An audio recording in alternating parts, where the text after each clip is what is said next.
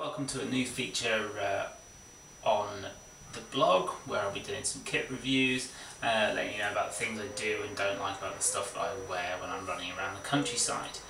Obviously this time though it's video form, so hopefully you'll have seen on the blog that I've done a couple of reviews on some shoes, some clothes, bits and pieces. But this is a little branch out, a little experiment for me. So in this first instalment I'll be introducing you to an exciting new proposition in the world of trail running. As renowned mountain experts, Mammut, or Mammut, are sort of attempting to break into the trail running scene, and I've been pretty lucky to receive a few bits and pieces from them as part of my involvement with the trail running team. So hopefully we'll have more of that soon, but for now what are we going to be looking at? What I have here is the Mammut Mtr 201 Dyneema, and I think you'll agree it's a pretty striking shoe when you first see it, even more so when it's clean. I guess you'll have to trust me on that, but we'll get to that in a moment, okay?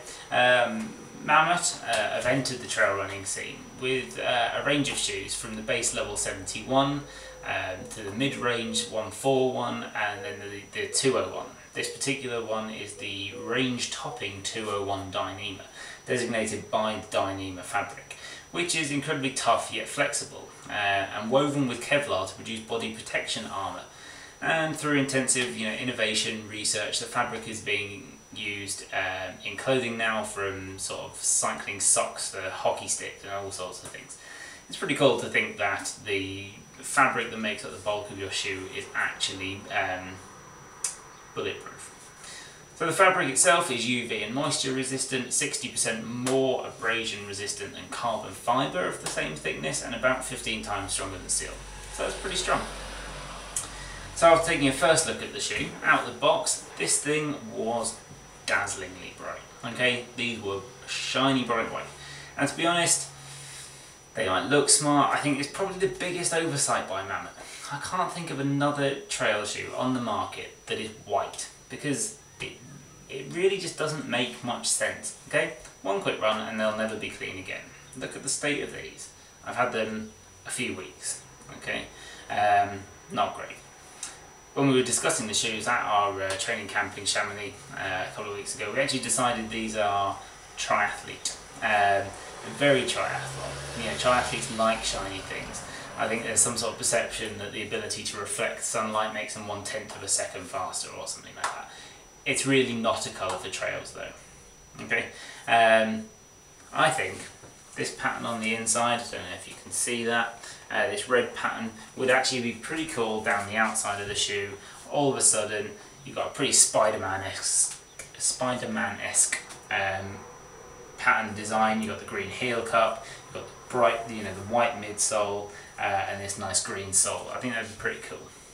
The Ventec itself is highly efficient at getting sweat, water away from the feet. It's also sort of antimicrobial, so it doesn't smell, apparently. I am not going to stick my nose in there and test. The sole itself, I guess, is really the heart of a trail running shoe, really, and its ability to stick to the stuff you're running on.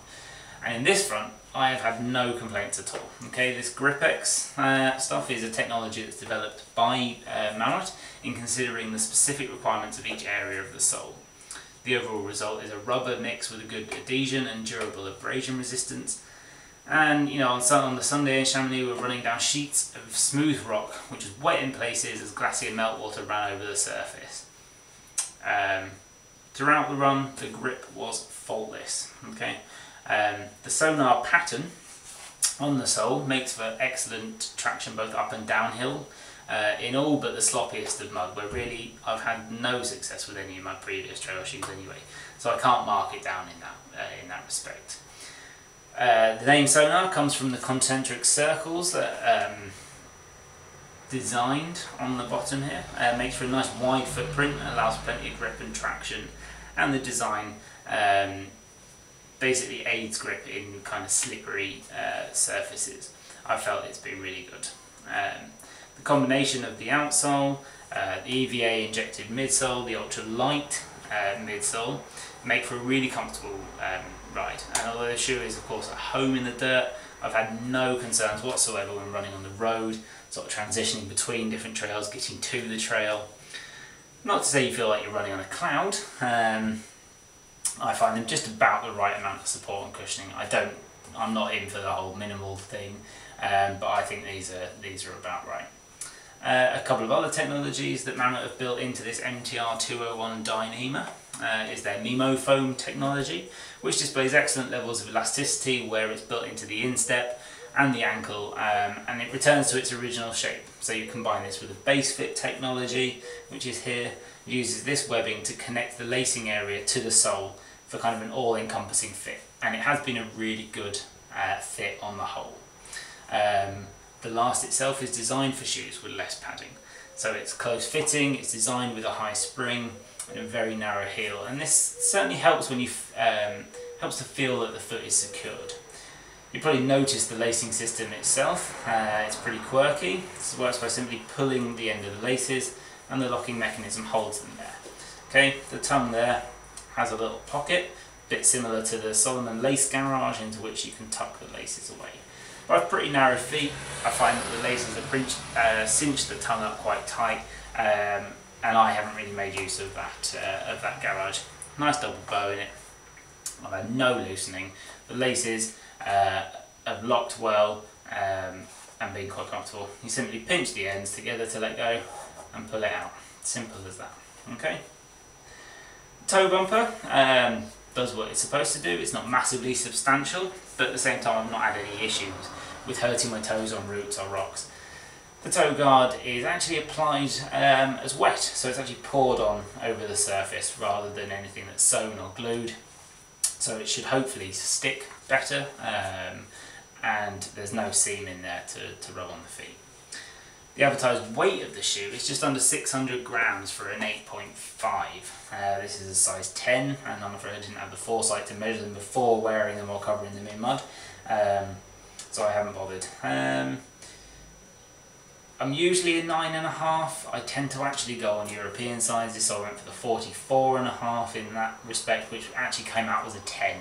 I don't think I'd want to risk the 9.5s. I think these are kind of, I think these are great like this. But what do I really think? I got these shoes about a month ago. In the first 10 days I put well over 60 miles onto them. Went running in the Alps, did a marathon on the Friday in them, felt absolutely perfect. Feet were as fresh as a daisy, you know, and then for the next 2 days I wore the same socks, same shoes. Didn't get as much running in sadly because of my knee injury, but I spent at least sort of 8 to 10 hours wearing them, and they're incredibly supportive, incredibly comfortable. One thing I don't know about them from all the blurb is actually the stack height and the drop. Like I say, I'm not into the minimalist thing. It doesn't really concern me too much. I normally wear Brooks Cascadia 7s, and I think these are probably pretty much on a par in that respect.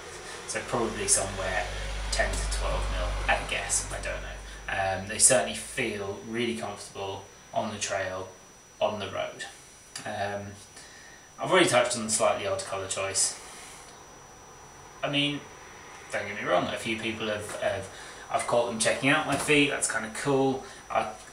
I'd like to see them in the red and the green. I think that would be a much stronger idea. There's other shoes in the range, I think the 141 and the 71 both have that kind of colouring, so it'd be quite cool to bring that back into this one. I actually have quite narrow arches. The balls of my feet though are quite wide, and this did lead to a little bit of rubbing, a little bit of trouble just on the inside of my toe here. I normally run in Gingy socks, and the way that I actually sort of solved this problem, knocked it bang on the head, was I have my Gingy socks on and then a really, really thin pair of Belega socks over the top.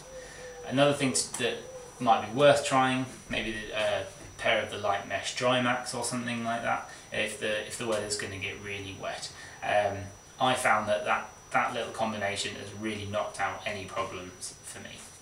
So my go-to trail shoe, in recent times has been the Brooks Cascadia 7s, as I mentioned. Since receiving these shoes, they have not touched my feet. Okay, I love these shoes. I would say the Cascadias have probably got a little more cushioning on them, but currently I have no problem switching to these Mammuts. I think they're really comfortable. I think they do exactly the same as what the Cascadias have ever done for me in terms of grip. The only thing I do wish, apart from the white of course, is that they had a slightly better name rather than the Mtr 201 Dyneema. Anyway, that's the shoe, guys. Hope that was informative, hope it was interesting, and I hope you'll be back soon when I review some more kit for you. Okay, thank you.